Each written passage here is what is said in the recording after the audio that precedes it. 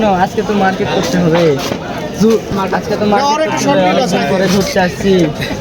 হ্যাঁ অনেকদিন পর তো বউ এসে বাজারে মার্কেট করতে দিতে হবে।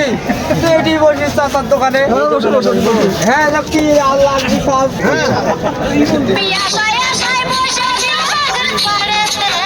এখানে তো আমার কিছুই নেই, এখানে তো সব ছেলেদের। এখানে কেন, কি নেবো এখানে আমি? এই যে আছে যা আছে সব জানো তুমি এখান থেকে কি নিবে সব কিছু পছন্দ করে লাও। আমি আছি এখানে তো আমার কিছুই নেই, এখানে তো সব ছেলেদের।